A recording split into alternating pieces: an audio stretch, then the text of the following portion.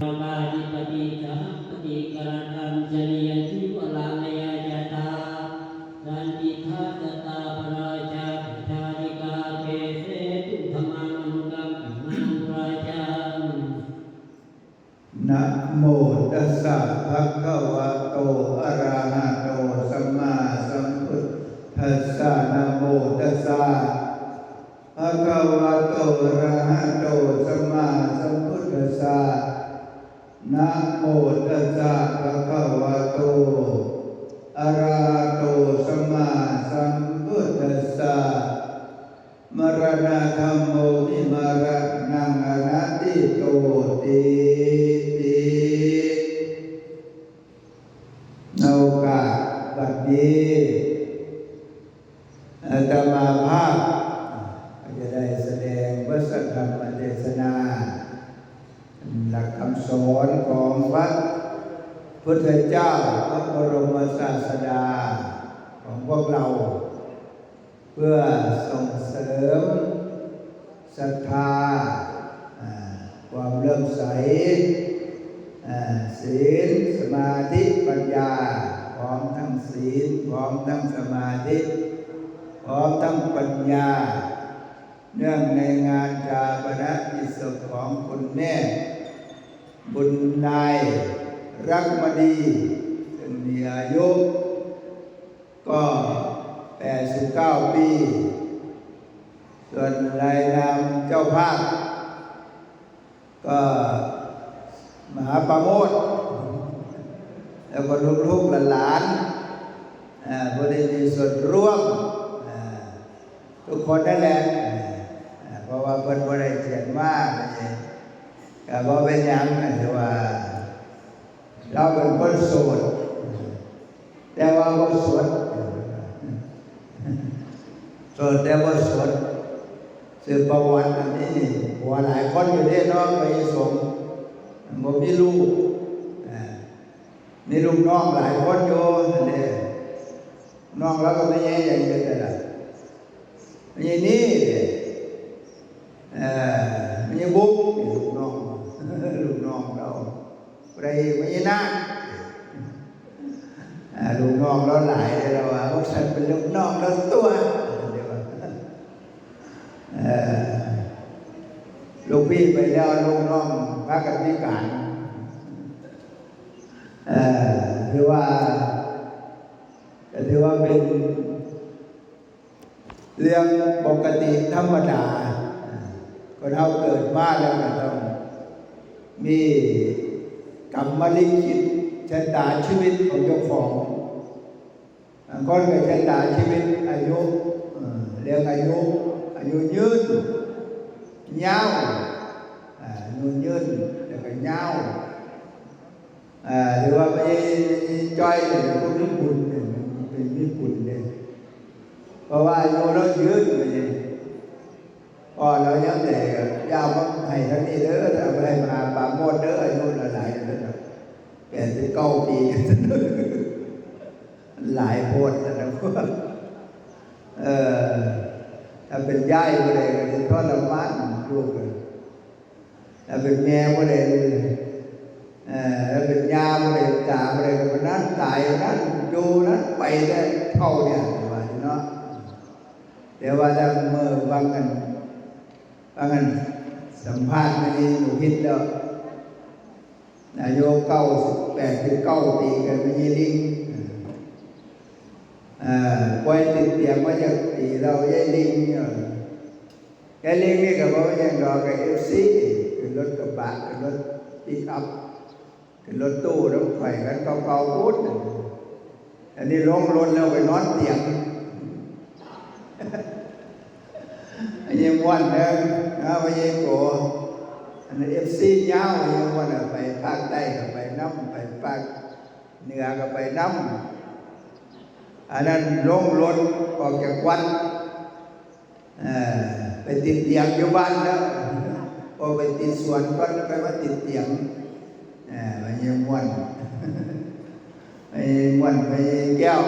ส้มอายุยืดเป็นมากประวัติก็คือไป เดินสายมาเพิ่นปฏิบัติเบิดนั่นแหละนะแข็งแรงอย่าอย่างเดียวนะมรดกซุมมื้อนี้ลูกบ่นำจักคนเป็นตาสั่งสมลูกนี่ก็ได้โดยเฉพาะลูกไผ่นี่ก็ลูกเคยพ่อแม่ไปก็บ่ไปทำตามเราก็ต้องสืบทอดเนี่ยใส่เนี่ยเนาะใส่บ่ไปนำนี่เรายังไม่ง่ายเลยไปที่บวชลูกที่ไปนำบ่บ่มันง่ายคือทำไม่หลวงพ่อไม่นิดนึง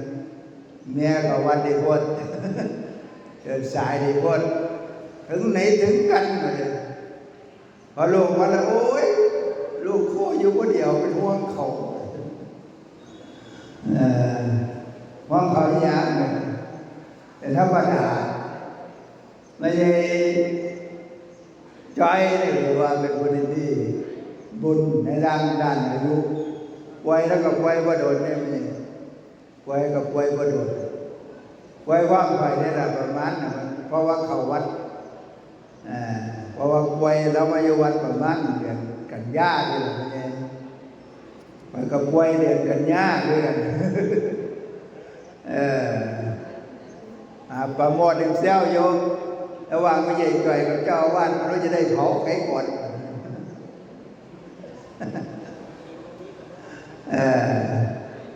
อันนั้นสำคัญเรื่องพุทธเฒ่านี่เรื่องพุทธเฒ่าเรื่องพระเฒ่าถ้าคนตายยากเจ้าอาวาสตายแทนเนี่ยมันเพราะว่าบางไปคนจะลงพอโคมินพอโคมินเนี่ยติดบาทติดตู้เย็นติดโทรทัศน์ลูกหลานบางคนคลองไปบดมาเนี่ยบางคนตายมาเนี่ยคนขึ้นมาก็เก่ามาเนี่ยเขาไม่ยิ้มแย้มมาเนี่ยบางเจ้าเนี่ยนะว่าได้ตายเป้าคนคลองเขาว่าได้ว่าได้ว่าตายโอ้ยกูใกล้ได้ตายแล้วถวายน้าให้วัดจากทงกันนะเดี๋ยวว่าตายเนี่ยมาเนี่ยสายยศเอาจากทงก็แบ่งเจ้าอ่ะแต่บ้านใครว่าเราบ้านนั่นเราต้องพ่อให้ว่าแล้วก็ตายเนี่ยคนตายแต่ว่ามันนี่เป็นเวรเป็นกรรมเพราะฉะนั้นก็การลูกหลานเขาพ่อแม่เขาเดี๋ยวกับป่วยเดี๋ยวกับป่วยหนักส่วนต่อชะตาเป็นของเทียวันนี้มีจอยเนี่ยมันก็บ่ตายท่านมาประโมทว่าเทียแรกเอาลงตาป๊อกขังมาท่านว่าเที่ยสองเอาเน้นปามมาท่านว่าเน้นปามก็ว่าก็เกิด7 มื้อต่อไปเกือบเดือนคนโบราณเป็นว่า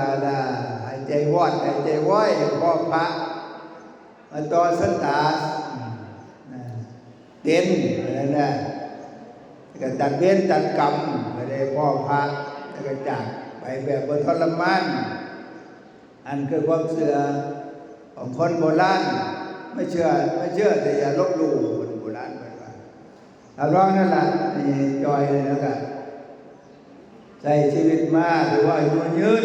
มีบุญอันนี้มีกรรมนี่ก็ได้บุญมันมาพร้อมกับกรรมบุญนำกรรมแต่งเราได้มีกรรมของเราเนี่ยแต่ว่าเราก็ไม่บุญมาซ้อนอีก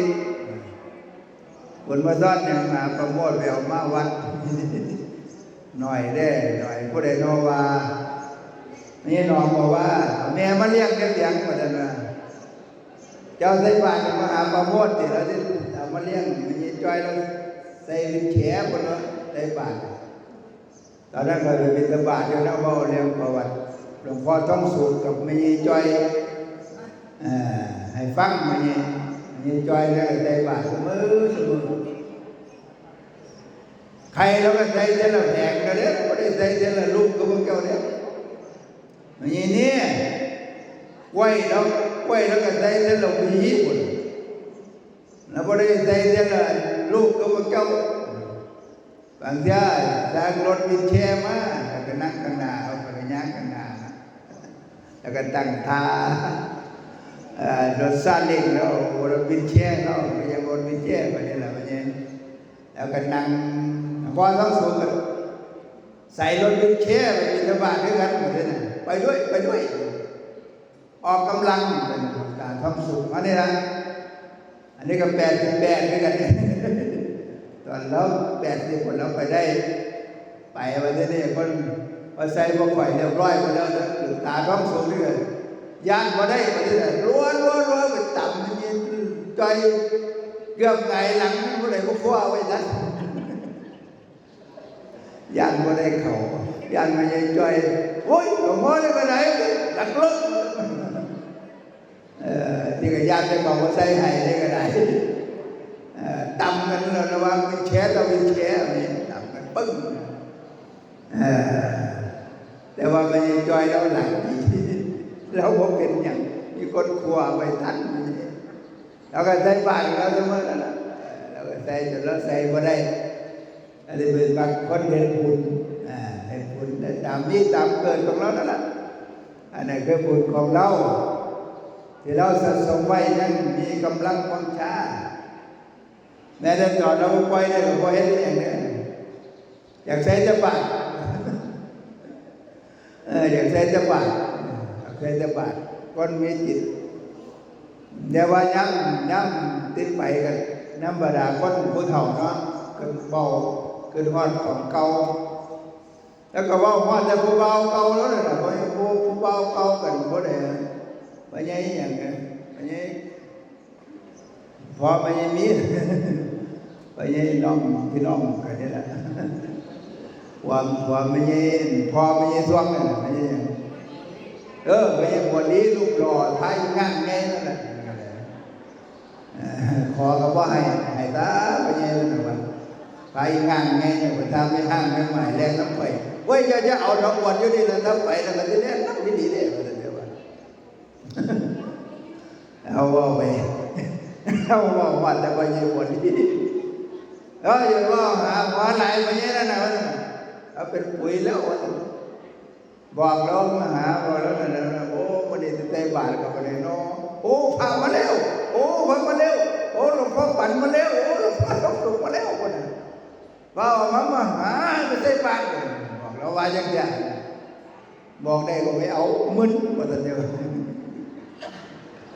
บอกว่าแต่ผู้เบาเอาว่าแต่ให้จะนะไปนั่นแหละพ่อเฒ่าหวังได้ว่าเก่าเลยมีผู้เบาเก่าผู้เบาเก่าก็จะฮอดเบาฮอดให้ฮอดหน้าฮอดสวดมนต์สวดพรฮอดใส่บาตรกันเนี่ยบอกเราท่านบอกว่าจิตที่ก็เรียกว่าพระพุทธเจ้าสอนหรือว่าไม่ได้พระเจ้าพระจักถูกพอครึ่งลิตรพุทธวจนะหรือว่าหลวงพ่ออาจารย์หลวงพ่อต้นแล้วไว้ไปนับถืออย่างอื่นได้ก็ขึ้นฮอดพระพุทธพระธรรมพระสงฆ์พระรัตนตรัยหรือที่ดีขึ้นไปนั้นก็ขึ้นฮอดบุญคุณพ่อแม่เท่านั้นแหละครูบาอาจารย์ขึ้นฮอดตามอย่างเนี่ยขึ้นฮอดพระพุทธรูปก็ได้แต่ว่าเป็นยังก็ขึ้นฮอดพระธรรมขึ้นฮอดพระธรรมก็ขึ้นฮอดสตินั่นแหละมีสติมีสมาธิมีปัญญาเท่านั้นนะแล้วก็ขึ้นฮอดพระสงฆ์ที่เฮากราบเฮาไหว้พระสงฆ์เสมอได้ว่าเป็นตากราบเป็นตาไหว้ก็ขึ้นฮอดพระโมคคัลลาภาษาลิบุตรกูน่ะไหว้หลวงตาไม่ได้ว่าเป็นตาไหว้แท้เน้นว่าเนี่ยพระว่าเนี่ย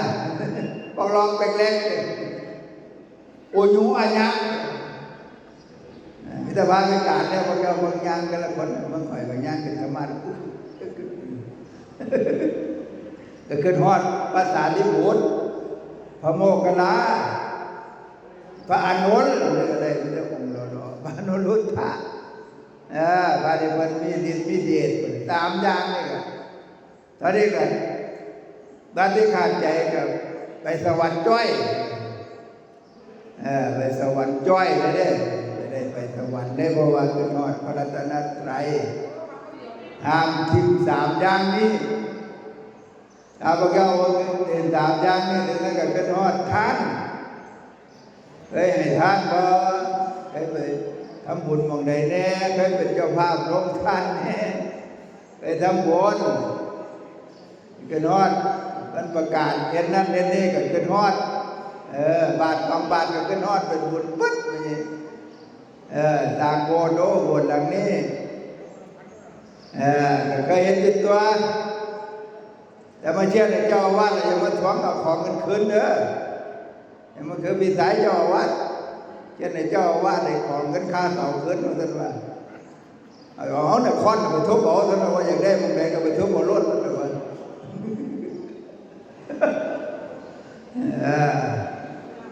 แต่ทานแล้วก็ทานเลยจะเป็นจะได้ทาน100 30 3,000บรรพญาวงศ์เสร็จขึ้นฮอดกุฏิเจ้าของเด้อก็มาวัดทุกเที่ยวเดี๋ยวนี้พ่อกำวงแม่หนูเดี๋ยวจงคนสร้างกุฏิถวายไปเฝ้าเสมอมีจงให้มีสายเจ้าตายไปบ่เป็นกับแก่กับหมูอยู่ดีหรือที่หลวงพ่อไทยทานเราจะไม่หวังกันเลยขึ้นฮอดทานข้าวทานน้ำพวกนั้นน่ะก็ทั้งสิ้นบอกว่าโอ้วันนี้ได้บาทก็น่าได้บาทได้ใครอย่างไรดีเนาะวันนี้แรงนี่มือเต้าที่ได้บาทก็นะแล้วท่านก็ว่าสนับสนุนลูกค้าก็นะลูกน้องก็นะนำเยอะนะลูกน้องเปลี่ยนปิ๊กไก่ขายขี่รถพันโอ้มือที่ใส่บาทกันนะพาเพิ่นก็กินดีอยู่ดีเลยโอ้ลูกน้องอยู่วันแล้วก็หลายโตแล้วลูกน้องเน้นปามมาท่านว่าเน้นปามเสื้อปีกไก่เสมอเคยคิดเป็นน้อยกว่าเสื้อปีกไก่ตอนนี้ปามกันนะไปเลี้ยงหมานี่พวกคิดก่อนเน้นปามบอกเน้นปามขึ้นฮอดจะพักก็ขึ้นฮอดลูกน้องพาได้ไว้ละลูกน้องพาหมาน้อยก็ขึ้นเลี้ยงไปให้ปักแน่หมูหมาเป็ดไก่แน่แต่มามาวันพระเกิดอะไรบ่ทันก็ว่าเจ้าสารพัดนึกพวกเราเคยเห็นบ่ก็เงินนั่นแหละเจ้าสารพัดนึกเอามาถวายหลวงพ่อท่านจะเดียวไปเห็นอันไหนแล้วก็เบิ่งองค์ที่ให้แน่ถ้าองค์ใดมักเลขส่วนมากไปทั้งเลขเลยถ้าใกล้มือเลขออกถ้าองค์ใดมักเล่นบุญไปทำบุญถ้าองค์ใดมักผู้แก่ผู้สาวไปผู้แก่ผู้สาวถ้าองค์ใดมีลูกมีเมียก็ขึ้นฮอดแต่เขาแต่ยังมันเกิดได้เท่าไรได้600อย่าไปไหน600เอาไปเมียนี้ไว้ซื้อยา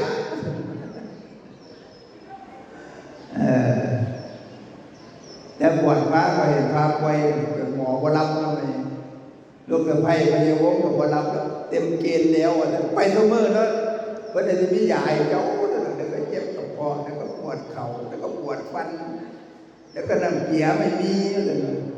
ว่าถ้าเป็นหมอเกย์กับหมอเกย์เราปิดร้านนี้กันเจอลมตายใหญ่อาจจะไปกับคนรับวันนี้หมอไม่มาน้ำตาเอาบ้างเลยไปบ้านดอนกูดอนแหน่พวกเราประเทศน่ะได้เงินที่ไปไหนเพราะมือน่ะมื่อนี้ก็ได้ไปไหนเพราะว่าค้างงานศพมาตั้งแต่หลวงตาวันนี้ไปหาหมอเนี่ย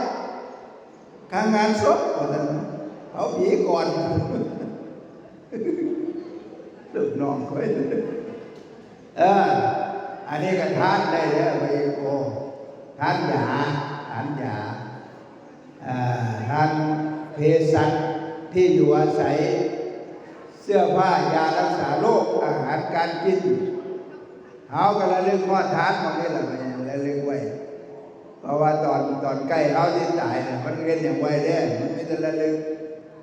จิตที่มันบ่ได้ฝึกมันได้วิ่งมันได้ร้องมันได้ไปมันได้มามันได้อยู่ซื่อๆว่าเป็นคือพญาขมงกับพญาเบ้งเดี๋ยวนี้มาวันเสมอตั้งแต่ลูกไล่ออกจากบริษัทโอ้ได้บุญหลายแล้วก็ขอบคุณเสียเอกยังไปให้รางวัลเสียเอเนาะนะท่านบอกว่าตั้งแต่พอมาอยู่วันอะไรตั้งหลายอย่างนั่นเสียเอเอ้ยเพื่อนก็ได้นั่นก็ได้ส่วนยอมก็ได้ก็ตีแล้วก็ได้นั่นแหละเราไปเห็นก็ตีอันไม่ยังไงไม่ยังจอย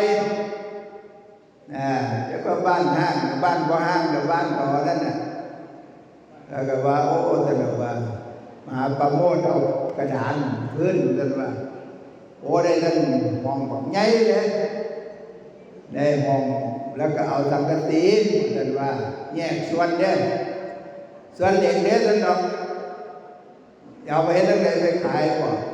แล้วจะเจ้าว่าจะไปทำอะไรท่านว่าอ้าว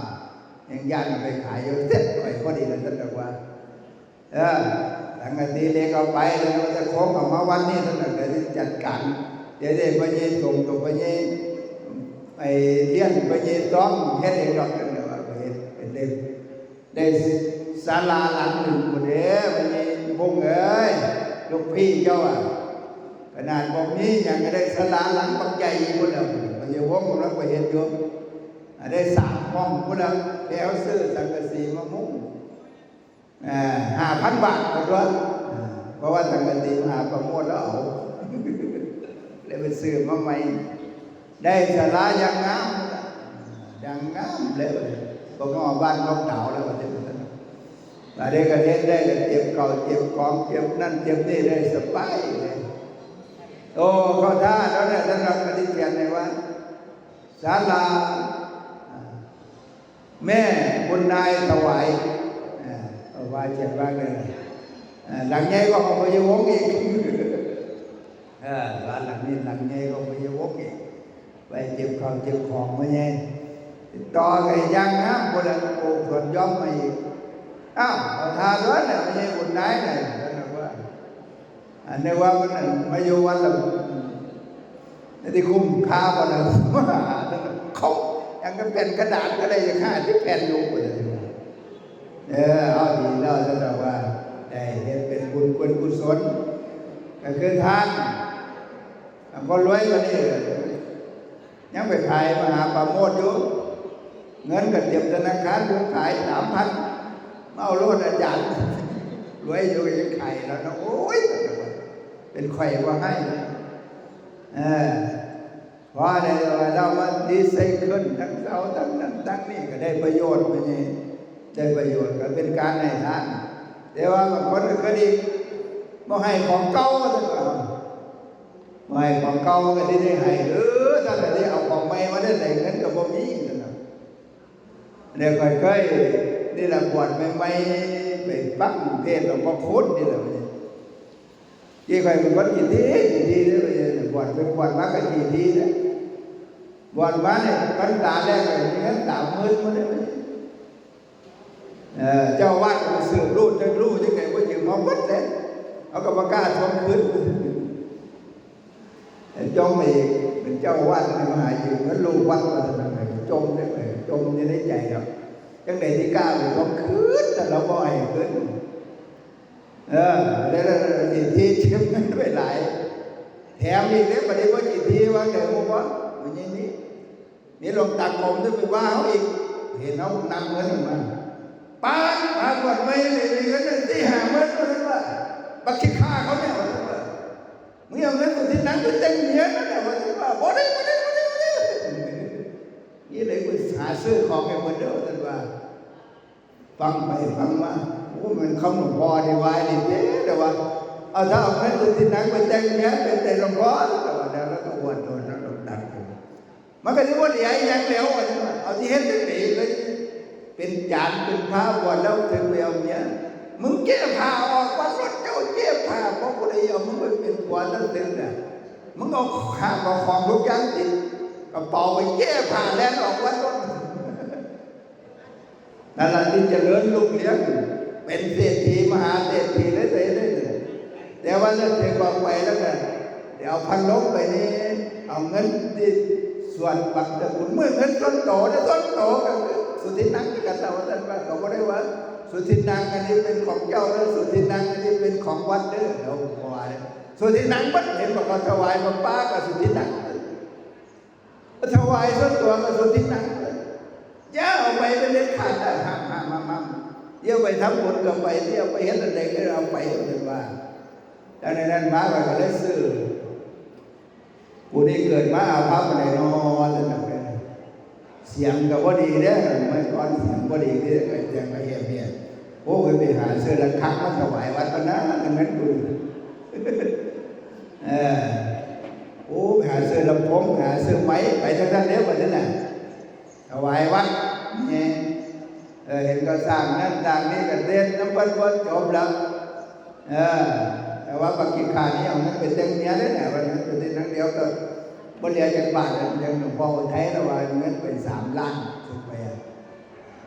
ปั๊บเอ็งแซงพอเราเปิดกันแล้วก็ได้มาบวชกันก่อนแล้วเทียนแดงได้แล้วว่าแล้วก็ได้เป็นด้านได้มาอย่างมันก็เหลือนั่นแหละก็เป็นเขาเรียกว่ารู้จักทำบุญหลวงพ่อพูดนี่ก็ว่าบาลักษณะนี่แหละก็มาเป็นลักษณะว่าหลวงพ่อบอกหวยหนูหน่อยซื้อลอตเตอรี่ถูกรางวัลที่ 1จะมาทำบุญกับหลวงพ่อท่านว่าอีนางกันว่าไปกันลงรถไปพอดีนี่แหละจังนี่แหละกูกระเทศไปเป็นร้อยอีนายจะมาฟังเทศกูฝันเอาเถอะแล้วก็เอาหลวงพ่อนี่ก็บอกอย่างที่นอนหลวงพ่อคุ้นตอนนั้นเล่า60เอาไก่ไม่ยิ้มห่าไปฟังโอ้หลวงพ่อคุ้นประเทศนึงดิที่คนไปถามอยากทำบุญถึงลอตเตอรี่กันมาโอ้ยนางเอ้ยมันเกิดมาทำไมมันจะโง่จังก็ถึงว่าโง่ยังไงแล้วมันคิดว่ามันจะถูกลอตเตอรี่แล้ววันนี้ไหนนี้ถึงว่าโอ้ยพันชาติไล่ชาติแบบโอ้ยรู้จะได้เกิดหรือเปล่ารู้มันก็จะถูกหรือเปล่าว่าอย่างนี้แล้วตอนนี้มันมีอยู่เท่าไหร่นี่จะ100นึงว่าเอาไว้กู10 บาทแต่นี่มันก็จะทำบุญกับกูแล้วแต่ว่าเอามา10 บาทเท่านี้ก็จะทำบุญแล้วไปรอถูกลอตเตอรี่เลยตั้งหน้าตั้งไหนมาคืนเขาก็เงินกันป้าถูกรอถูกไว้เราไปทำบุญคือจะมีดังนี่เลยว้าวโอ้ยบ่ได้สักว่าเริ่มนั่นแหละเริ่มจากฝึกเดียวเลยมีจะ100มันก็ทำ10 บาทนี่โย10 บาทก็ทำบาทนึงฝึกไปฝึกมาโอ้ดีใจหลายไปไงนี่เงินจะ100มันได้ทำ10 บาทตีใจเกิดมาบ่ทำเห็นก่อนทานนี่ก็ว่าให้ได้ไปไงบางเจ้าเห็นบางปีบางเปอร์มาหาบางโตนะครับก็ที่ให้เนี่ยเพราะว่าอย่างสมัยก่อนก็เป็นเด็กเทพเนี่ยไปกรุงเทพบ้านเขาได้ต้องผ่านกับการ100 หมอชิดเนาะพญาวงศ์เนาะตาสั่งเจ้าของไม่หรอกพญาส่งแม่ขอทานยืมเงินอ่ะกูก็มีเงินก็10 บาท20 บาทนี่โยสลับนึกกับว่าข้าให้มันแบบนี้แต่ให้มันไม่ลงไปฟังคนละเขินมาใหม่แล้วพญาโกแล้วที่ฐานสลึง1 บาทนั่นดีให้พวกกล้าอีกตายเอาผมมาฉีดดีกว่าดียางกัน3 รอบแต่ว่ากล้าให้ทันขอทานอยู่สะพาน100 หมอชิดแต่เมื่อก่อนขอทานมาหลายเนาะพญาวงศ์เคยไปบ่โอ้ถ้าพูดว่าดิไปกรุงเทพขี่รถตู้ไปที่สถานหลายก็เรียกแต่บัดนี้ฮอนบ่ได้ไปก่อนทานกับบ่มีอย่างกับบ่มีก็เลยบ่ได้ทานก็เรียกว่าสมน้ำหน้าขอทานที่เขาฉีดดีก็เริ่มฝึกมาแต่คนเหล่านี้ทานนั่นทานนี่เห็นก่อนทานเห็นพระเยเดียวทานคนนึงป้าก่อนตายบ่ได้ทานบ่คนนึงก็บ่ได้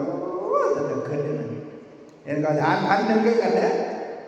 ก่อนทาน1,000ก็ก่อนทาน20 บาทแต่บ่ยังโกเอาก็สวรรค์ก็ได้เขาอยากเห็นแล้วบ่แม่นว่าอิจฉามันเห็นก่อนทานแต่1 บาทบัดนี้เมื่อเดือนหลวงตาสุริยะเนี่ยเราทาน1 ล้านเนาะเอาผมให้1 ล้านป้า แต่สมัยก่อนนี่หลวงพ่อเจ้าคุณวัดพระนอนจากศรีเนี่ยปฏิฐานจนละหมื่นไปวัดไหนวันนี้หมื่นวัดเด้อย่างมันอีกก็10,000เพิ่นเอาเงินมาจากไหนล่ะ10,000เอาหลวงพ่อคือท่านระดับเราต้อง10,000มัน100นะการสุปัตเลยเห็นได้แล้วอยากทำได้ไหมอยากเห็นฝึกครั้งแรกเดี๋ยวมันจะมีครั้งที่2ก็ได้กั้นใจทานเอาเด้อนั่นแหละร้องเห็นเบิ่งมีโกยตันมันโอ้มันเป็นที่ดีวันที่แต่มันมี10,000กับ12,000เที่ยที่2เที่ยที่3ก็มีบัดนี้ก็เลี้ยงขัน50,000ก็ได้กั้นใจต้องปนให้มาได้ครั้งแรกเดี๋ยวมันนี่52,000ครั้งที่3มาฐาน100,000กั้นใจฐานเป็น100,000ก็หาเงินได้เนาะเงินแต่ฐานพอพ้นวาระฐาน100,000เป็นเที่ยนึงแล้วเที่ยที่2 100,000ก็ได้สบายเที่ยที่3ก็สบายล้านนึงก็กันมาได้ยินหลวงพ่อนั่นแล้วได้ยินเราฐานมัน4-5 ล้านนะปนฝึกครั้งแรกแค่ได้มันได้ก่อนบางอย่างเราไปบางอย่าง10 บาทก่อนก็ได้แบบนี้ฝึกไว้ถือไว้จนคนเราก็ได้มาที่นี่บัดนี้มันไม่อยากฐานหรอกว่ายังมันถือบังคับไปฐานบัดนี้เนี่ยว่ายังโกเอ้ยว่าล่ะเสียดูบัตรมาแล้วไปเอาทำเขาที่บ่ให้กับญาติเสียหน้าไงชี้หลังเสื่อมมันต้องให้แล้วบัดนี้เนี่ยวันนั้นกับมาขอวันนั้นกับผมยึดปฏิหารเลยนอก่อนหน้าเอาหน้าร้อนไปก่อนกันว่ามังนาแบบนี้นี่จะโคเทียงตัวว่ามังนาแล้วนี่แม่แท้ๆพวกนี้ก็ต้องไปหาหยิบมาได้ไหมเพราะว่ามันได้ชี้หลังเสือแล้วเนี่ยที่ว่าพวกนี้ก็ได้รถตู้รถของคันพวกนี้มีเงินซื้อดิตายแต่หนึ่งโบนกันทั้ง2 ท่านพวกนี้ก็ต้องหน่ายไงมันก็ฝึกมันก็ได้เลิกถึงตรงนี้แหละนี่เขาก็จะทานมันก็เห็นไปเอาพ่อที่เห็นได้เอาก็เห็นไปแล้วลึกถึงก่อนที่จะจากโลกนี้ไปเห็นไหมไงใจดอกแล้วก็ระลึกกันที่ละเอาก็ระลึกตามฐานะเอานั่นแหละนี่ความนี้อะไรก็อะไรแรกนี่จะประกาศทานของไม้กับทานของเก่าไปเนี่ยก็ไม่ได้ทานของไม้แต่ว่าของเก่าอย่างเดียวเอาของเก่าเราไปตอนนั้นไว้ห่วงไว้เห็นอย่างมันไม่ใช่เจียวไม่ใช่ม้วนนะท่านอันนี้ห่วงของเก่าไว้ละของเก่าขอรถไปยังงานเอาไว้เป็นที่ละเลงเด้ออาจารย์จะไปหยั่งมันห้างเร็วเห็นป่ะเอาไปขายเป็นเต้นเล็กก็ได้ด้วยเอาต้องฝึกไปอย่างนั้นนี่คือศีลสมาธิปัญญาเอาต้องเป็นอะไรก่อนเขาที่จากโลกนี้ไปว่าเป็นว่าที่เอาอย่างไรบ่แม่นโลกนี้เนี่ยบ่แม่นที่เพิ่งที่แท้จริงโลกนี้เมืองนี้ชีวิตนี้เป็นที่สะสมบารมีเรื่อยๆนี่บ่แค่ที่บารมีทางใดอยากเป็นเศรษฐีก็เฮ็ดไปนั่นแหละแต่ว่าจะเฮ็ดเปิดเนื้อเปิดโตอยากเป็นคนมีอายุยืนรักษาศีล 5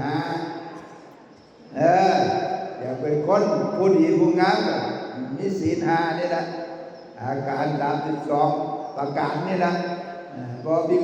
มีการบ่บ้าใบ้จริตมาด้วยศีล 5นั่นเอามาต่อกันพอที่ต่อได้พอที่เว้นกันได้โอ้อายุก็ป่านนี้แล้วอยากสมาธิดีบ่วอกเวกเรียกว่าฝึกสมาธิเนี่ยนั่งสมาธิเนี่ยอ่านหนังสือเนี่ยทำอะไรก็มีสติขณะทำเนี่ยมันก็ได้มีสมาธิบ่วอกเวกดีนะฟันมีดอยู่ก็จะไปคุยมีดตื่นกายบอก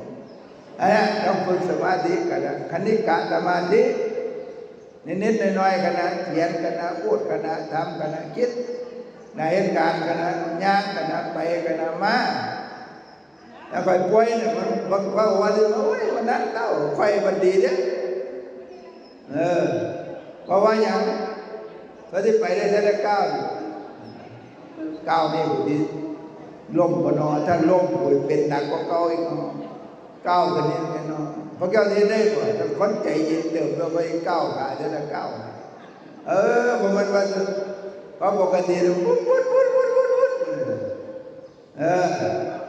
ยังปัดก้นไปแล้ววันนี้พอได้แต่ว่าขนาดใจเย็นพอได้เกิดรถวิ่งแชร์แบบคนละคนอย่างนี้น่ะสำหรับพอใช้เหรอขึ้นรถเลยเมื่อวานเน้นๆน่ะทำคนเลยมีลูกมีเมียก็พอใช้พร้อมไปตลาดขับรถโอ้ยทำคนเบิดว่าท่านเน้นว่าว่ามึงเจ้าว่ามันข่อยเป็นเจ้าก็เป็นดิฉันแล้วกูนะกูได้ขึ้นรถแล้วหลวงพ่อใช้พอทำคนที่มีเลยนะดีแล้วมันไม่เหลียวไม่เงี้ยวนั่นแหละมันปวดไปเราพาขับรถไปขึ้นรถก็ไปแบบนั้นเด้อหลวงพ่อใช้ขับรถเนี่ยไปกันเนี่ยแล้วขึ้นเป็นแชร์เนี่ยเบอร์หนึ่งว่าได้เนี่ยเบอร์ห้าเปิดเบอร์หนึ่งสมน้ำหน้าใช่ไหมไปเอามาต่อมาเมื่อเขาเรียกตั้งไปเพิ่มคนเรียกตั้งมารถเป็นแชร์มันไปมันบังคับว่าได้มันเรียนเก่งเข้ากับแผงวัดมันตึ้มเราตายหันเกินไปแล้วผู้ใดลองบ้าผู้ใดกูมาพอยสมน้ำหน้าที่สมน้ำหน้าอย่างนั้นเรามันบังคับว่าได้เป็นอย่างว่ารถคันหนึ่งขึ้นเรียนใส่กับแผงวัดตั้งแต่วันดีผมมีรถมีกำแรงมาสมมติรถมีกำแรงมากันได้ตีกองทีละครั้งรวยได้เห็นบาทหมดนี่เราเลยวันไปยี่ห้อไปยี่คำอะไรผมมีรถส่วนมาเมื่อเดือนเล่นกับกำแพงเซ่ไปเนี่ยโอ้จะพาบอลให้อีกแล้วเนาะสนุกว่าเนี่ยก็ได้ว่าถ้าไปแบบนี้จะขึ้นรถเอาไว้ก็อย่าบินอย่าไปไว้ไปแต่ถ้าเต้นก็คอยไปอันนั้นก็ฝึกสมาธิฝึกสติแล้วก็ปัญญานี่ก็มองไปออกว่าเขาเกิดมาในโลกนี้มันอะไรแต่โลกนี้เพราะว่าผู้ใดอยู่ในโลกนี้เนี่ยพอแม่เขาตายไปแล้วเนี่ยตายไปก็ไปอีกโลกนึงเนี่ยมันซ่อนกันอยู่ในเราคนว่าทวีภพทวีโลกการละโลกอย่างทั้งน้องนี่แหละอยู่นี่นะโลกแห่งจิตวิญญาณอีกแบบนึงเนี่ยอยู่นี่ละมองก็เห็นบาดนี้ก็ได้ว่ามันเป็นสัตว์นรกอสุรกายมนุษย์เดรัจฉานสวรรค์จาตุมได้ไปแล้วมีหลายสั้น6 สั้นเนี่ยสวรรค์แต่ละสั้นอย่างนี้เนี่ยสวรรค์ก็เยอะว่าจะเป็นเยอะไปนี่มันก็เยอะเลยแกบ่จีปียังหลายๆก็10,000 ปีเท่านั้นแหละเบิดถ้าเป็นคนบ่ได้เห็นผลนี่อย่างไรเนี่ยข้าวเดือดตายบ่เปี้ยมเด็กก็เกิดเป็นคนอีกมันนี่เรียกเกิดจะไปเกิดว่าถึงมองก็จะเป็นหมาก็น้อยพวกเจ้าเห็นหมาบอกหมาวัดยังหลายโตเลยส่วนมากมันก็มาเกิดที่วัดแล้วก็มาปล่อยแต่ว่ามีหมาตีโตนึงมันเน้นป่ามว่าลูกที่ตาบอดไปบอกกับมันโยที่หาเมื่อสุเห็นกองจักรเป็นหลอกหัวที่นั่นหรอกที่ฆ่าเขาอะไรว่ามาเอิญว่าไปเกิดนั่นแต่มาเกิดลูกใต้ท้องแม่กับตาบอดเป็นที่เนี้ยตั้งหากจ้อยกับจ้อยเมื่อก็เรียกเกิดอะไรมึงเห็นเจดีย์นึกว่ามันเมืองสวรรค์ที่อะไรเห็นบวชว่าเข้าท้องหมายดำนั่นเกิด7 ตัวเลยยุ4 ตัวนั่นเห็นป่าว่าตายหมดแม่มึงมีนมเลี้ยงอันนั้นเห็นองค์จักรเป็นดอกบัวนั้นกำเล่นกับบุญเขาจากตกจากเมืองตะวันมันจะขึ้นลักหนีจากเมืองนรกมามันมี2 อย่างหนีจากเมืองนรกขึ้นมายังพวกแก๊งแต่แกมเมอร์เลยนะพวกฆ่ายาพวกผิดกฎหมายนั่นหนีอย่างเดียวอีกพวกนึงก็หมดบุญจากสวรรค์ต้องมาเกิดแล้วได้เกิดเป็นลูกคนไก่ดีไปลูกหมาลูกแมวลูกเป็ดลูกไก่ช่วยไปสินะมันก็วนเวียนก็เรียกว่าวัฏฏะวน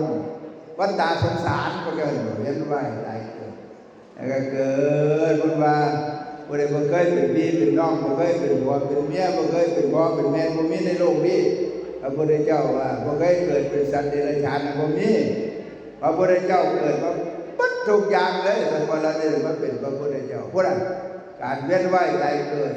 แต่ว่าพวกเขาเนี่ยมันบ่โดนคือพระพุทธเจ้ามันสร้างบารมีเพื่อที่คนเพื่อต้องเกิดโดนเสียสงไก่กับอีกแสนมหากัปถ้าพวกเขาเนี่ยประมาณแสนกัปนี่นะนี่จงถ้าผู้ใดมักทำบุญทำทานเป็นไหวใจเกิดแสนกัปก็ได้พบพระพุทธศาสนาได้ฟังคำสอนได้เข้าใจเรื่องอริยสัจสี่ทุกข์สมุทัยนิโรธมรรคนี่ก็ได้เป็นโสดาบันนี่ก็เกิดอีกจิตเที่ยงเที่ยเดียวก็ได้ดวงตาเห็นธรรมเนื้อดวงตาเห็นธรรมก็ยังไงบ่เสือเนี่ยงมงายเครื่องรางของขลังเนี่ยพวกเจ้ามั่นใจขนาดไหนหมอพองหมอผีบ่งมงายในศีลงมงายในศีลนั่นแหละว่าโอ้ศีลดีจังนั้นจังดีพอไปติดโอ้หลวงพ่อนี่ขังติดเนี่ยก็เรียกว่าง่ายๆแล้วก็เห็นอะไรก็เรียกว่าความบนเตียงแน่นอนของร่างกายแล้วนั่นแต่กายทิฏฐิเห็นร่างกายนี่บ่แม่นตัวตนระดับต้นเนี่ยนะว่าเนี่ยร่างกายนี่ต้องเกิดแก่เจ็บตายมีเกิดก็ต้องมีแก่ก็ต้องมีเจ็บแล้วก็ต้องมีตายเราต้องเข้าใจพื้นไปเนี่ยเอาใจยากก็นี่แหละก็ได้เป็นโสดาบันแล้วโดยเฉพาะศีลห้าเรื่องให้ทานให้ศีลให้ทานโดยเฉพาะให้ทานเนี่ยมีสิทธิ์ให้ทานดีเพราะว่าสมบัติไม่ได้เป็นของนอกกายตายไปแล้วไปน้ำบ่ได้ก็นี่เขาที่มีดวงตาที่ปัญญามองนี้ทรัพย์สมบัติด้วยกันมีหลายๆนะมันว่ามีแล้วก็เรียกว่ามีแล้วก็ต้อยเหลือลูกต้อยเหลือหลานต้อยเหลือสังคมแล้วก็ทำบุญทำทานไปเพราะว่ามันอย่างสมบัติในโลกมันเป็นสมบัติของโลกมันไม่เป็นของผู้ใดถ้าก็มีปัญญาในทางนี้ก็ได้เขาก็สามารถที่จะตัดการเวียนว่ายตายเกิดได้โอ้ตะเกียรเกิดอีกเกียรติเทียนนั่นแหละไม่ใช่เทียนนี่ที่เป็นครั้งแรกที่เขาได้มีปัญญาในทางพุทธศาสนาครั้งต่อไปก็ไป7 5 6เที่ยวกันสบายแล้วแต่ว่าเราไม่รู้ทำไมเราโง่เลยเนี่ยมันเป็นแสนกรรมคนนี้มันยังเกิดมาแต่จะเป็นยังมันยังจ้อยนี่เลยอายุ89 ปีแสนกรรมจังว่ากรรมนึงพวกเจ้าว่ามันโดนภูเขาลูกนึงยาว16 โยชน์นึงก็16 กิโลกับว่าพุทธ300แต่ทั้งกรุงเทพพุทธความกว้างกับความสูงทั้งกรุงเทพพุทธความลึกกับทั้งกรุงเทพ100 ปีที่ไปเยี่ยมพาเนี่ยพาพันคอพวกเจ้าบัดแค่นึงมันเวียบนั่นแหละกรรมนึงนี่เป็นแสนกรรมประเทศไหนพวกเจ้าว่ามันไงทำไงการเวียนว่ายตายเกิดหรือกลมมาจนเช็ดด้วยนะจนเช็ดจนหลับกูไม่เอาอีกแล้วพวกเจ้าเห็นหลวงปู่ปั้นหลวงพ่ออรหันต์สมัยก่อนมันเช็ดยังไปเกิดยุคประเทศอินเดียนี่มันจะยักษ์เกิดเป็นก้นจันทานเกิดเป็นก้นนอนกลางถนนกินกลางใกล้เนี่ยพวกเจ้าไปประเทศอินเดียพวกเจ้าก็มาตู่นี่กันได้หลายคนนี่เมื่อวานนี่มันก็ยังได้ว่าขี่รถมาเอาบักตัวมันก็ยังได้ตั้งแต่ช่องอยู่ในรถเลยว่าเมื่อก่อนเนี่ยมันนอนจิ้มคลออยู่หน้าโบสถ์หน้าวัดบัดเมื่อวานนี่มันยังได้เซ่มาเดี๋ยวโน้กินก็กูโดนอะไรทั้งนั้นยังได้กูยังบ่ได้เนี่ยมึงเกิดยังได้ทั้งนั้นแล้วก็ได้ว่าการเวียนว่ายตายเกิดต้องมีเวรมีกรรมมีต้องรับใช้กันมานั่นไปใช้เวรใช้กรรมกันพ่อกับแม่นี่ก็ต้องใช้จำได้เบิดคนใดมีพ่อมีแม่ก็ได้เลี้ยงลูกเลี้ยงพ่อเลี้ยงแม่ก็ถือว่าคุณอย่าไปจมเลี้ยงหลานก็ถือว่าคุณอย่าไปจมนะไม่ใช่เลี้ยงอันนี้พอเตรียมเนี่ยก็สร้างหัวมันเลี้ยงมันไปตายจากกันมันแล้วตายแล้วตายจากเขาตายจากมันก็เบิดเวรเบิดกรรมกันไปแล้วชีวิตมันเป็นอะไรในโลกเนี่ยในวัฏสงสารเนี่ยเพราะนะครับมีมองภาพรวมเป็นชีวิตจิตใจชีวิตเราก็ได้บรรทุกจนเกินไปเมื่อเรื่องทุกข์มันจะไปทุกข์มากเมื่อเรื่องกุ้มใจก็จะกุ้มมีเรื่องกุ้มใจหลายมีเรื่องอะไรก็ค่อยแก้ปัญหากันไปดีเราบ้านเขาไปขึ้นโลกขึ้นดาวก็มันระดับเทียบที่ฟ้องกันยังเดียวได้ไหม บ้านเขาเนี่ยเวลาได้ฟ้องกันเพราะว่าทนายบ่หลายถ้ากรุงเทพในเมืองก็โอ้ยไปเรียงน้ำตกเต้นที่เจ้าของก็ไปฟ้องมาเฮาก็ไปฟ้องคดีกันบ่ได้ตึ้งบ้านเรายังอยู่ระดับบ่ทันได้ฮอดเมืองแท้ถ้าฮอดเมืองแท้จะฟ้องอย่างเดียว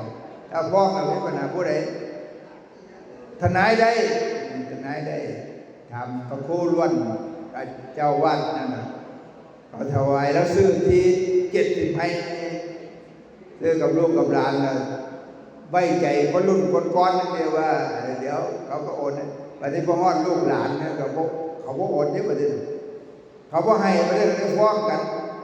ตกลงกันบ่ได้ทนายว่าค่าเฉพาะค่าทนายน่ะ300,000ว่าท่านคนไหนเนี่ยถ้าได้สู้กันนี่กันบ่ต่ำกว่าล้านค่าทนายที่อยู่จังซี่ล่ะแต่ทนายก็แล้วตนวัดมันเสียค่าทนายหลายไอ้นั่นก็300,000ไอ้นี่ก็300,000ไม่ได้คนละ20ให้เอาขอแล้วหลวงพ่อมันตกลงกันคนละครึ่งก็ทนายรวยเนี่ยถ้าฟ้องกันคดีเป็นคดีความฉะนั้นเอาบ่จำเป็นไปฟ้องเพราะว่าเลี้ยงกันได้ไกลเกลือกันได้ใจเกลือพยาบาลตำรวจทหารอารมณ์บ่รวยอภัยกันด้วยกันแล้วก็เกลืออภัยทานนะทานด้วยกันนี่คืออภัยทาน